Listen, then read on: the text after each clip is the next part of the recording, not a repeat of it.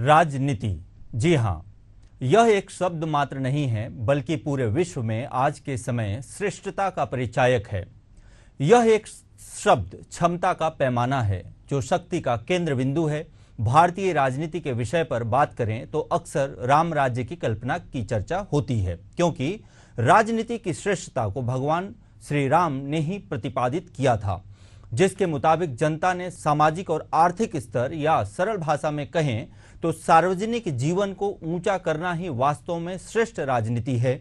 यह वही भारत है जहां भगवान श्री राम ने हजारों साल राज किया। उन मानकों को पूरा करते हुए अपने बाद की पीढ़ियों के लिए उन्होंने मिसाल कायम किया था। लेकिन आज के भारत में राजनीति शर्मनाक हो गई है। यूं कहें कि आज के दौर में राजनीति के उच्च मानक तो दूर की बात है, यह कहीं ना कहीं दूर की कौड़ी हो गई है। असल मायने में मानक ही नहीं बचा है। नमस्कार, मैं हूं जय दुबे और आज एक बार फिर आपका आपके पसंदीदा कार्यक्रम मुद्दा में बहुत स्वागत है। यूं तो इस धरती पर जितने भी चराचर जीव हैं, चाहे इंसान हो, पशु पक्षी हो, जंगली जानवर हो या फिर मच्छर ही क्यों न हो, प्रत्येक का प्रत्यक्ष अप्रत्यक्ष रूप से राजनीति से संबंध है। राजनीति के सिद्धहस्त आचार्य चाणक्य का मानना था कि सच्चा नेता वह होता है जो विनम्र, कृतज्ञ, सामाजिक रूप से जिम्मेदार, सतर्क और निरंतर प्रयास करने वाला होता है। तो उनके जरिए से श्रेष्ठ राजनीति का तात्पर्य सामाजिक उदारता, प्रजापालन, निष्पक्ष न्याय और राज्य संवर्धन का उच्च मानक है। लेकिन वर्तमान भारत में राजनीति के जिस स्वरूप को हम देख पा रहे हैं, वास्तव में वह शर्मनाक राजनीति है। अब सवाल उठता है कि भारतीय राजनीति आखिर क्यों शर्मनाक हो गई। आज मुद्दा में हमारा चर्चा का विषय यही है। जिस तथ्यों के साथ आपके सामने रखेंगे तो हमारे साथ मौजूद मेहमानों के तर्कों के साथ आपको वास्तविकता से अवगत कराने का पूरा प्रयास भी करेंगे। वास्तव में यह एक बड़ा सवाल है कि आखिर भारत में राजनीति के साथ शर्मनाक जैसे शब्द का समावेश क्यों हो गया। इसे हम चंद उदाहरणों के माध्यम से आपको समझाने का प्रयास भी करेंगे।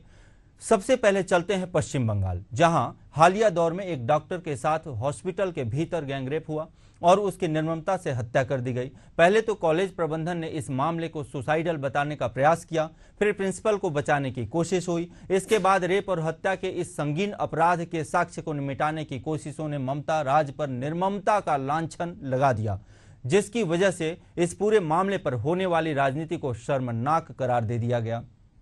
पश्चिम बंगाल ही नहीं बल्कि देश के कई राज्यों में ऐसी ही शर्मसार करने वाली राजनीति हर दिन हो रही है।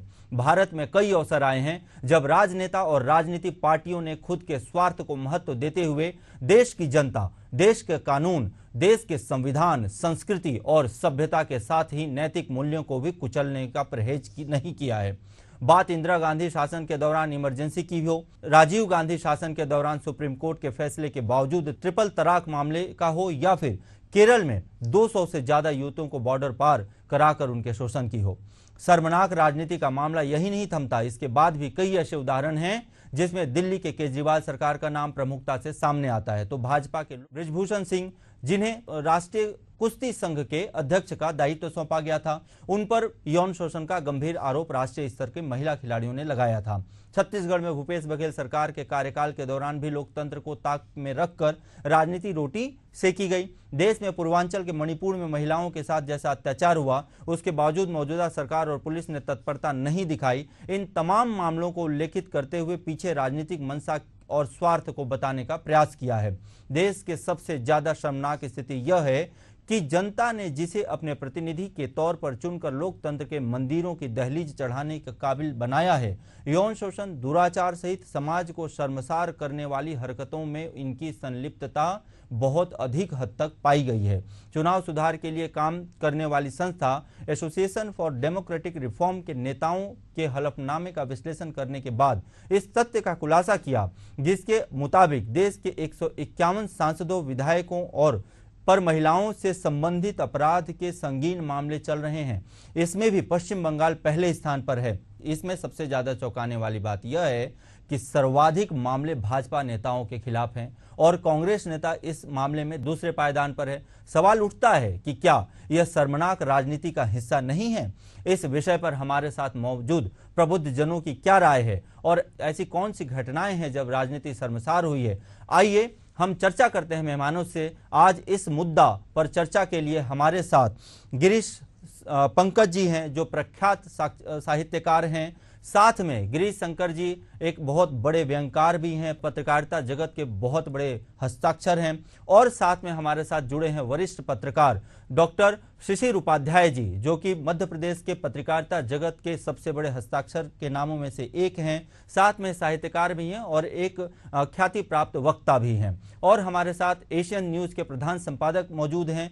प्रधान संपादक हमारे साथ सुभाष मिश्रा जी हैं। आप तीनों हमारे गेस्ट का बहुत बहुत हार्दिक अभिनंदन इस आज के मुद्दा प्रोग्राम में। और आज के मुद्दा का टॉपिक है जो कि बहुत ही संगीन और बहुत ही आपके गंभीर टॉपिक है, शर्मसार राजनीति। तो सबसे पहले हम चलते हैं वरिष्ठ पत्रकार और साहित्यकार गिरीश पंकज जी की तरफ। गिरीश पंकज जी, आपसे समझना चाहेंगे कि आखिर राजनीति किस ओर जा रही है?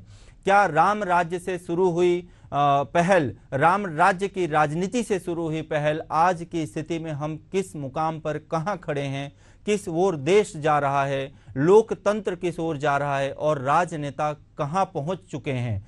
कब लगाम लगेगी, कौन लगाम लगाएगा, आखिर कब जनता सजग होगी, समझदार होगी? बहुत सारे सवाल हैं गिरीश पंकज जी।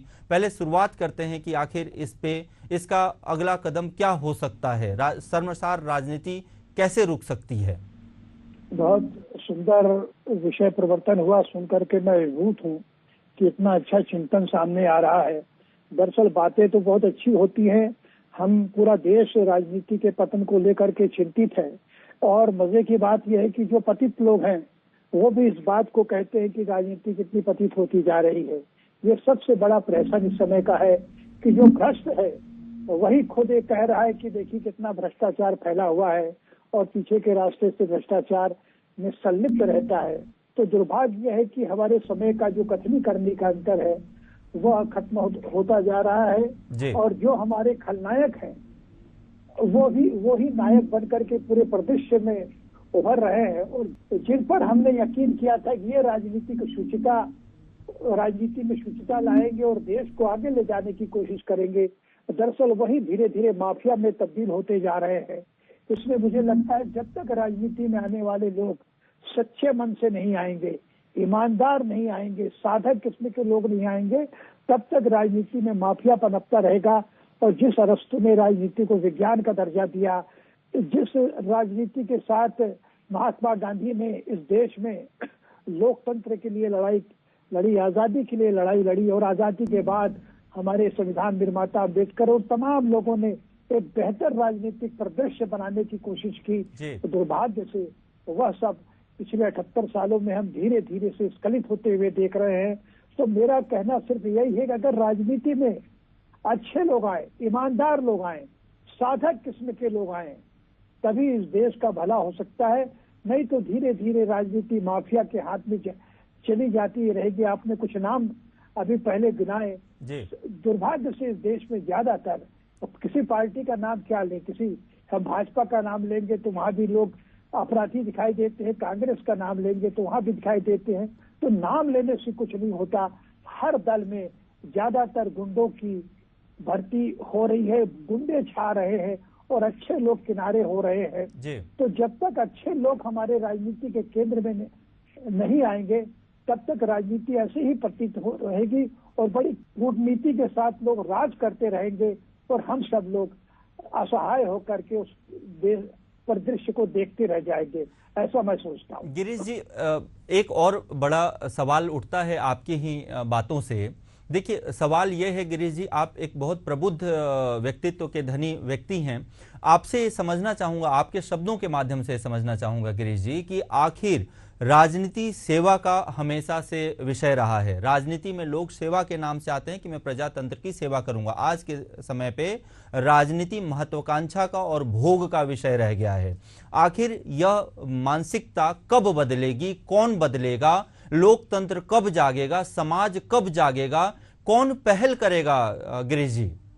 बहुत अच्छा आपने कहा कि निसंदेह बहुत अच्छी बात है कि जब देश आजाद हुआ जी, तब हमारे देश के जो नेता थे उसी भाव से आते थे कि हमें देश की सेवा करना है, इसलिए वो बड़ी बड़ी लग्जरी गाड़ियों की चिंता नहीं करते थे। वो साइकिल पर भी निकल जाते थे, पदयात्राएं करते थे, लोक जागरण का काम करते थे। लेकिन जैसे जैसे हम आजादी दशक मनाते गए और आज हम 78 साल के हो गए हैं और पिछले 50 साल, जब आजादी के 50 साल हुए उसके बाद से मुझे लगने लगा कि अब हमारी राजनीति में शुचिता का अभाव होता जा रहा है। लग्जरी गाड़ियां आ गई, जितनी बड़ी गाड़ी है उतना बड़ा नेता है। हम नेताओं को देखते हैं तो उनके लग्जक कपड़ों को देखते हैं, चमकदार कपड़ों को देखते हैं, उनकी बॉडी लैंग्वेज देखते हैं, तो मुझे लगता है कि वो किसी माफिया से कम नहीं है और वो जनता के साथ निरंतर छलावा करते हैं। और हर 5 साल में मैं ये महसूस कर रहा हूँ और हम सब महसूस कर रहे हैं। इसको रोकेगा कौन? आखिर पहल कौन उठाए, कदम कौन उठाए, राजनीति को स्वच्छ कैसे किया जाए?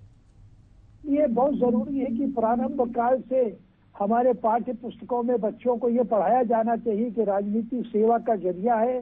तुम्हें बड़े होकर के बहुत पहले गाना आया था कि तुम में ही कोई गौतम होगा, तुम में ही कोई होगा गांधी, और हम लाए हैं तूफान से कश्ती निकाल के, इस देश को रखना मेरे बच्चों संभाल करके। तो हमारी जो युवा पीढ़ी है, अगर उसमें हम ऐसे संस्कार दे सकें कि तुम्हें बड़ा होकर के देश का नेतृत्व करना है, देश का नेतृत्व दूसरे मोर्चे पे भी लोग करें, कोई अफसर बन के करता है और कोई शिक्षक बनकर करता है, लेकिन विशुद्ध रूप से सरकार को चलाने के लिए राजनीतिज्ञ के रूप में अगर हमारे बच्चे आए और ईमानदारी के साथ, किसी हमें सेवा का माध्यम समझना है, मेवा का माध्यम नहीं समझना है। वो ये रहा है कि अब जो युवा पीढ़ी आ रही है राजनीति को मेवा समझ करके आ रही है, तो जब तक बच्चों में शुद्धिकरण नहीं होगी, बच्चों में देश प्रेम की भावना जागृत नहीं होगी, राजनीति में अच्छे लोग आ ही नहीं सकते। दुर्भाग्य इस समय का यह है कि भारत तेरे टुकड़े होंगे जैसे नारे लगाने वाले युवा पीढ़ी भी है। अगर ये सब लोग देश में आएंगे, इसलिए मैं कहना ये चाहता हूँ कि राजनीति में शुद्धता लाने के लिए जो नई पीढ़ी है वो खासकर बच्चों को ये सिखाना चाहिए, बताना चाहिए कि महात्मा गांधी इस देश में हुए, चंद्रशेखर आजाद, भगत सिंह, तमाम लोग हुए जो अपने समय में राजनीतिक शुचिता के लिए, उस समय देश गुलाम था, आजादी की लड़ाई लड़ रहे थे, लेकिन एक बेहतर राजनीति के लिए वो काम कर रहे थे। उनके सपनों का भारत अगर बनाना है तो युवा पीढ़ी में ये हमें इंजेक्ट करना पड़ेगा ये बात कि आपको देश की के लिए काम करना है। अब्राहम लिंकन से एक बार युवकों ने पूछा नहीं कि देश हमारे लिए क्या कर रहा है, हम देश के लिए क्या करें। अब्राहम लिंकन ने कहा था कि हमें ये मत सोचो, तुम ये मत सोचो कि देश ने तुम्हारे लिए क्या किया, वरन तुमको ये सोचना है कि तुम देश के लिए क्या कर रहे हो। तो जब हमारे देश में इस तरह की युवा पीढ़ी आएगी जो देश के लिए सोचने का लक्ष्य लेकर के राजनीति करेगी, तो मुझे लगता है परिदृश्य बदलेगा। वरना अगर राजनीति को हम सिर्फ भोग का, जैसा आपने कहा, भोग का साधन समझ लेंगे तो आने वाले समय में यही भोगवाद चलते रहेगा और देश का भला नहीं होगा। जी, अगला सवाल करते हैं डॉक्टर शिशिर उपाध्याय जी से। डॉक्टर साहब, आपसे समझना चाहूँगा कि अभी गिरीश पंकज जी ने एक बहुत अच्छी बात कही कि भारत तेरे टुकड़े होंगे हजार। यहीं से आगे बढ़ते हैं। ऑलरेडी कई टुकड़ों में भारत पिछले 200 सालों में बढ़ चुका है, इसमें कहीं कोई दो राय नहीं है, और उसके पीछे भी गंदी राजनीति ही और शर्मनाक राजनीति ही मुख्य रूप से केंद्र बिंदु रहा है। आगे बढ़ते हुए जैसे आज की राजनीति की बात करें तो विपक्ष एक बहुत बड़ा संगठन होता है, कह सकते हैं, जिसमें विपक्ष यह भूमिका निभाना चाहिए या निभाता है, जिसमें पक्ष अगर किसी भी तरीके से या सत्ता दल किसी भी तरीके से मेन मुख्य एजेंडे से अगर कहीं भटक रहे हैं तो उनको मुख्य बिंदु पे, मुख्य एजेंडे पे लाया जाए। आज के डेट में जिस हिसाब से राहुल गांधी जी विपक्ष के बड़े नेता के तौर पर, सबसे बड़े नेता के तौर पर बात करते हैं कि वापस से भारत को बांटा जाए जातिगत जनगणना के हिसाब से, या और कई तरीके की बातें होती हैं, धर्म के आधार पर जनगणना की जाए, जातिगत जनगणना की जाए। इस तरीके से क्या मानसिकता और आगे फैलाने की, डेवलप करने की कोशिश की जा रही है? आखिर कब रुकेगा? विपक्ष भी कब समझेगा कि उसको सकारात्मक राजनीति करने की जरूरत है, न कि इन तरह के नकारात्मक राजनीति से वह अपनी स्थिति बनाने की कोशिश करे? क्या मत है आपका, क्या विचार है आपका डॉक्टर शिशिर उपाध्याय जी? जय जी, पहले तो आपको बहुत बहुत साधुवाद कि ये शायद रेयर होगा, अपवाद होगा कि आप ऐसे विषय पर चिंतन कर रहे हैं जिस पर किसी को नहीं पड़ी है आज तक। जी राष्ट्र के बारे में सोचने की किसी को चिंता नहीं। तो पहले तो बहुत बहुत आपका धन्यवाद कि एशियन न्यूज ने कम से कम ऐसे संवेदनशील मुद्दे पर चर्चा की है। जैसा पंकज जी ने इसके पहले कहा, गिरीश जी ने कहा, मैं कोई भी बात की पुनरावृत्ति ना हो इसलिए मैं आगे बढ़ना चाहता हूं कि आज देश का ये दुर्भाग्य है, हजारों लाखों लोगों ने कुर्बानियां दी और हमारा देश आजाद हुआ। आजाद होने के बाद जिन हाथों में हमने इस देश की बागडोर सौंपी थी, वो स्टार्टिंग में शुरुआती दौर में चूंकि जय जी शुरुआती दौर में ऐसे नेता आए थे जिन्हें राष्ट्र की चिंता थी, जो साइकिल पे चलते थे, बैलगाड़ी पर चलते थे। आज पंकज जी ने जो बताया, आज तो सिर्फ उनके चमक दमक कितनी है इस पर आपको शायद आश्चर्य होगा कि मैं अभी अगर कोई प्यून की नौकरी के लिए अप्लाई करता हूं तो मुझसे पूछा जाएगा कि कितना ग्रेजुएशन किया है आपने, आपकी क्वालिफिकेशन क्या है, आपके ऊपर कोई अपराध तो दर्ज नहीं है। वहीं एक माननीय बनने के लिए, जनप्रतिनिधि बनने के लिए ये मांगा जाता है अपराध कितने दर्ज हैं, उसका औरा इसी से बनता है कि उसमें कितने अपराध दर्ज हैं, वो कहां कितने शासकीय संपत्ति पे कब्जा किए। मतलब जितना बड़ा गुंडा होगा, जितना बड़ा आतताई होगा, जितना ज्यादा उसके ऊपर प्रकरण होंगे, वो उतना ज्यादा सक्सेस आगे देश का भविष्य बन सकता है। तो यही बहुत बड़ा दुर्भाग्य होता है। और देश के निर्माताओं ने जब इसके बारे में कल्पना की थी आजादी के बाद, तो मुझे लगता है इस पर नहीं सोचा था। आपने एक सवाल किया है, वो सवाल बिल्कुल आज वक्त के हिसाब से बिल्कुल कि विपक्ष की क्या भूमिका होती है। मुझे याद है बहुत अच्छे से, अटल बिहारी वाजपेयी जी लोकसभा में चुनाव हार गए थे। इंदिरा जी उस समय देश की प्रधानमंत्री थी। उन्हें ऐसा लगा कि कांग्रेस पार्टी में कोई भी ऐसा आदमी नहीं है जो विदेश में जाकर हमारा वजनदारी से पक्ष रख सके, तो उन्होंने अटल बिहारी वाजपेयी जी को वहां भेजा था। राज्यसभा के लिए उन्होंने आग्रह किया था। और आपको आश्चर्य होगा जय जी कि यह आज से 20 साल पहले तक चलता भी रहा। थोड़ी सी सुचिता थी, लेकिन आज हमारे माननीयों के मन में नैतिकता, राजनीति, आपको याद होगा बहुत पहले एक विमान दुर्घटना हुई थी या रेल दुर्घटना हुई थी और उसमें देश के एक केंद्रीय मंत्री ने रिजाइन कर दिया था नैतिक जिम्मेदारी लेते हुए। आज जब सुप्रीम कोर्ट फटकार लगाती है सरकारों को, राज्य की सरकारों को, और सरकारों को शर्म नहीं आती है, उन्हें आश्चर्य होता है। मतलब जो लड़ाई लड़ रहे हैं आप महिलाओं के लिए, आपके ही 151 सांसद, जैसा कि आपने अभी अपनी रिपोर्ट में बताया है, देश ने सुना है 151 सांसद जिनके ऊपर महिलाओं से जुड़े हुए बलात्कार के प्रकरण हैं, शोषण के प्रकरण हैं, और वो हमारी माननीय संसद में बैठे हुए हैं। इससे बड़ा दुर्भाग्य क्या हो सकता है। आप एक प्रकरण किसी के ऊपर दर्ज हो जाए तो उसको लाइफ टाइम सरकारी नौकरी नहीं मिल पाती है। तो जय जी जब ऐसे प्रकरण दर्ज हैं और उसके बाद वो सदन की सेवा करते हैं, सदन में बैठते हैं, और मुझे तो ये सिर्फ जुमला लगता है कि हम सदन की जनता की सेवा करने के लिए जनता के उसमें आते हैं। आपने एक शब्द का इस्तेमाल किया था, मैं बिल्कुल सहमत हूं आपके उस शब्द से कि ये सिर्फ भोग की राजनीति करने आते हैं। ये कितना जनता का शोषण कर सकते हैं उसके लिए ये सदन में पहुंचते हैं, या जहां भी सेवा के नाम पे ये जाते हैं। इनसे जनता से कोई लेना देना नहीं है। ये आम आदमी का योजनाओं के नाम पे कैसे कर सकते हैं, और राजनीति में शुचिता लाने के लिए नीचे से आज एशियन न्यूज ने अगर इसकी शुरुआत की है, तो मुझे लगता है हम जैसे पत्रकारों को आगे आना पड़ेगा। समाज के ऐसे ईमानदार, जैसा अभी पंकज जी ने कहा कि अच्छे लोगों को राजनीति में लाया जाए। बिल्कुल, एक कोई कहता है शायद कि एक आसमान में एक पत्थर तो उछालो यारो, अगर प्रयास करने की कोशिश की जाए एक आदमी तो आगे आएगा। अगर वो प्रयास करेगा तो अच्छे लोग राजनीति में आएंगे और ऐसे लोग घर बैठ जाएंगे। मुझे लगता है कि जनता के बीच में जाना चाहिए और ऐसे मुद्दों पर पार्टियों को आगे आना चाहिए। लेकिन मैं जय जी, इस पर थोड़ा आपत्तिजनक बात है, लेकिन ये सारे मौसेरे भाई हैं, राजनीतिक दल के लोग, सत्ता के लिए ये सब मौसेरे भाई हैं। ये कहीं किसी कोई भी बदलाव के बारे में नहीं सोचते, बल्कि दिनों दिन राजनीति का गिरता जो स्तर है, जो नैतिक मूल्य खत्म हो रहे हैं, वही जो आपका विषय है उसकी तरफ हम और आगे बढ़ रहे हैं। अगला सवाल मैं सुभाष मिश्रा जी से करना चाहूंगा। सुभाष मिश्रा जी, आगे बढ़ते हैं और थोड़ी और गहराई में घुसते हैं। हमारा मुद्दा जो है शर्मनाक राजनीति में, शर्मनाक राजनीति के आगे सुधार की राजनीति की तरफ कैसे बढ़ें।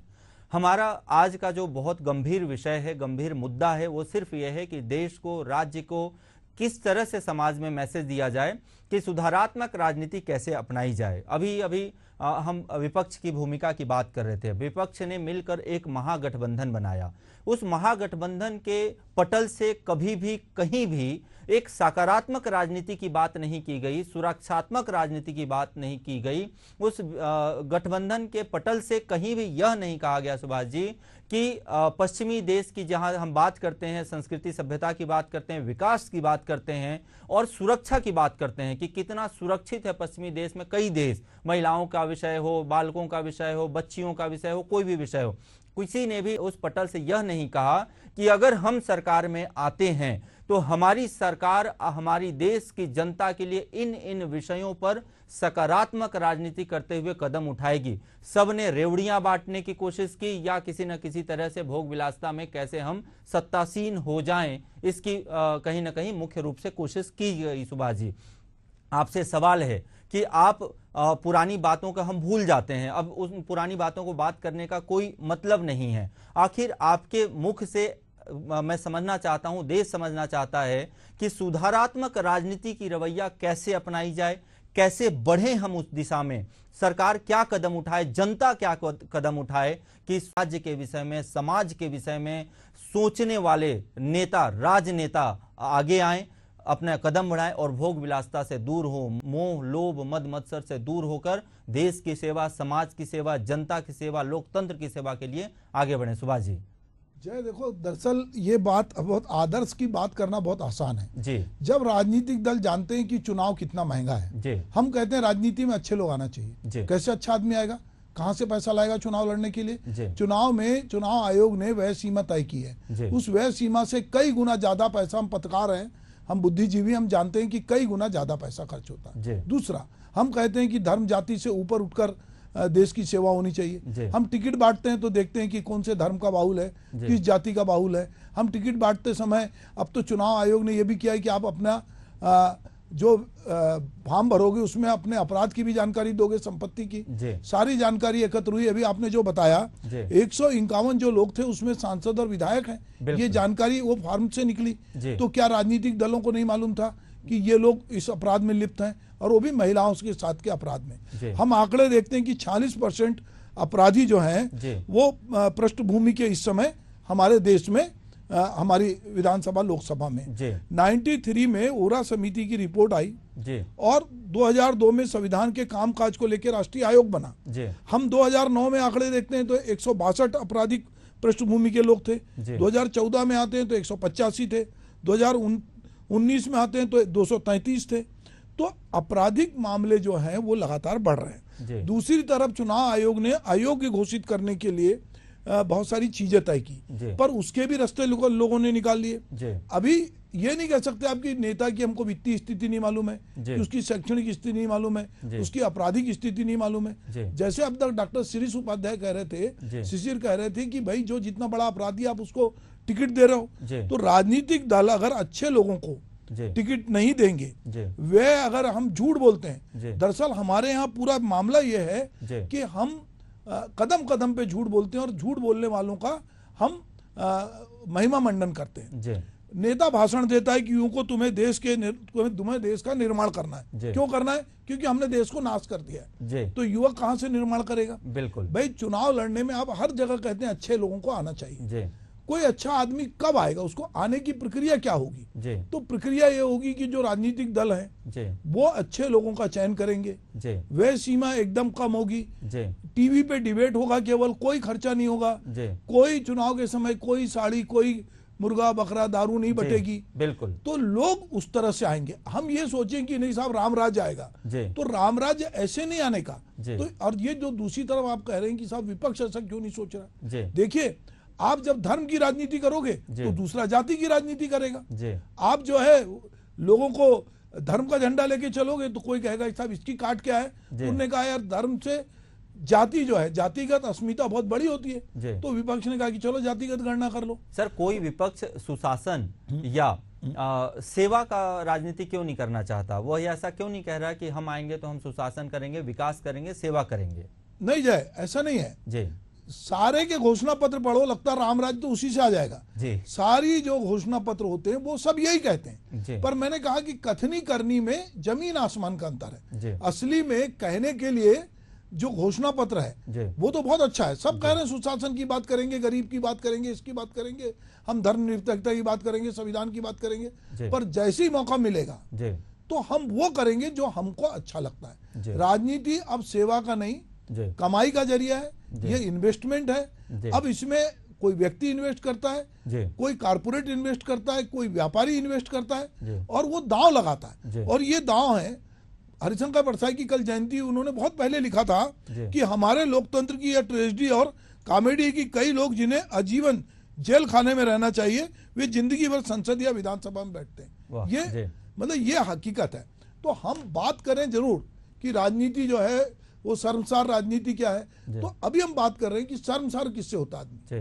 अगर पूरा समाज ही उसको महिमा मंडित करे, अपराधियों का महिमा मंडन हो रहा है, बलात्कारियों का महिमा मंडन हो रहा है, भ्रष्टों का महिमा मंडन हो रहा है, समाज को बांटने वालों का महिमा मंडन हो रहा है, जो लोग हम ये देखें कि हमारे राजनेताओं की सुभाष जी अलग कौन जगाएगा, समय की बाध्यता है, अलग कौन जगाएगा? अलग जगेगा, अलग जगाने के लिए बहुत सारे लोग आते हैं हर समय समय पर। कभी कोई गांधी आता है, कोई विवेकानंद आता है, कोई कबीर आता है, कोई अलग अलग लोग आते हैं। पर अब इस देश में उस तरह के लोगों की जरूरत है जो एक पाक साफ राजनीति की बात करें। पर दिक्कत यह है कि हम अमेरिका से लेकर इंडिया तक की बात करें तो अब वहां पूंजी इतनी बड़ा फैक्टर हो गया है कि अभी अमेरिका में चुनाव हो रहे हैं, कौन लोग लड़ रहे हैं, उसमें कारपोरेट पूंजी पूरा खेल कर रही।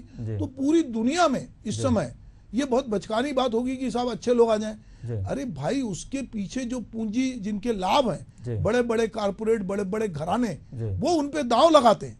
हम उनके घर में देखते हैं कि कैसे राजनेता नतमस्तक होकर खड़े रहते हैं। तो क्यों खड़े होते हैं जी? क्यों जाना पड़ता है उनको जी? पर दिक्कत यह है कि ये पूरी पूंजी की महिमा है। कुछ शक्तिशाली राष्ट्र, कुछ शक्तिशाली समूह ये चाहते हैं कि उनके हितों की बात हो, और वो उनके हितों की जब तक बात नहीं होगी तो वो राजनीति में सुचिता की बात करना ही बेमानी है। बहुत बहुत धन्यवाद आप तीनों मेहमानों का हमारे साथ जुड़ने के लिए। इस प्रोग्राम में आते हैं, अपन इस बात को और थोड़ा गहराई से समझते हैं। समझने के लिए बहुत जरूरी है कि जैसा कि हमारे सभी मेहमानों ने कहा, सुभाष जी ने भी कहा, जब तक समाज, जब तक राजनीति पूंजीवाद से बाहर नहीं निकलेगा, जब तक, जैसा कि गिरीश पंकज जी ने कहा कि जब तक राजनीति मोह से, लोभ से और अपने महिमा मंडन से बाहर नहीं निकलेगा, जैसा कि शिशिर जी ने कहा कि जब तक राजनीति में गुंडे मवाली और जब तक ऐसे लोग जो कि ऑलरेडी किसी न किसी हिसाब से, किसी न किसी तरह से, किसी न किसी में लिप्त हैं, जब तक उनसे राजनीति बाहर नहीं निकलेगा, हमारा देश एक अच्छे राजनीति को नहीं देख पाएगा। जरूरत है इस समय जनता को पुनः जागने की, जरूरत है इस समय जनता को यह समझने की गहराई से कि वास्तव में जनता ही सारे दुष्परिणामों को भोगती है। वास्तव में सारे राजनीतिक दलें और सारे राजनीतिक व्यक्ति हर हिसाब से संलिप्त रहते हैं अपने भोग विलासिता में, और जनता उसके दुष्परिणाम को समझती है और भोगती है और सहती है। तो बहुत जरूरत है जनता को वापस समझने की कि राजनीति तभी सुधरेगी जब हमारे लोकतंत्र के जनता, हमारे लोकतंत्र का समाज सुधरेगा और ऐसे राजनीतिज्ञों का दरकिनार करेगा, चाहे वह किसी भी दल से हो, चाहे वो भाजपा से हो, कांग्रेस से हो, आप से हो, किसी भी दल से हो। दलगत विचार से बाहर निकलना होगा देश की जनता को और समझना होगा, यह पैमाना बनाना होगा कि आप किसी भी दल से हो, अगर आपके विचार सही हैं, आपके डिबेट होना चाहिए, आपका विचार सही है, तभी आप राजनीति में आएंगे और हम आपको आप अपने नेता के रूप में चुनेंगे, नहीं तो उन्हें दरकिनार कर देना चाहिए। राजनीतिक दलों से जुड़े तमाम लोगों का दावा होता है कि वे समाज सेवा, जन सेवा से जुड़कर आम लोगों के अधिकार के लिए, बेबस लोगों को न्याय दिला सकें, उनकी मदद कर सकें, इसलिए राजनीति में उतरे हैं। पर सही मायने में देखा जाए तो ऐसे लोग विरले ही होंगे। ईमानदारी से राजनीति करने वालों की संख्या नहीं के बराबर है। ऐसी परिस्थितियां केवल आज की नहीं बल्कि गुलाम भारत में भी थी, तब भी स्वार्थ की राजनीति चलती रही और वह आज खुलकर चल रही है। आपके पसंदीदा प्रोग्राम मुद्दा में आज इतना ही। हमारे दर्शकों का और हमारे मेहमानों का हमारे साथ जुड़ने के लिए बहुत बहुत धन्यवाद। फिर होगी मुलाकात, तब तक के लिए नमस्कार।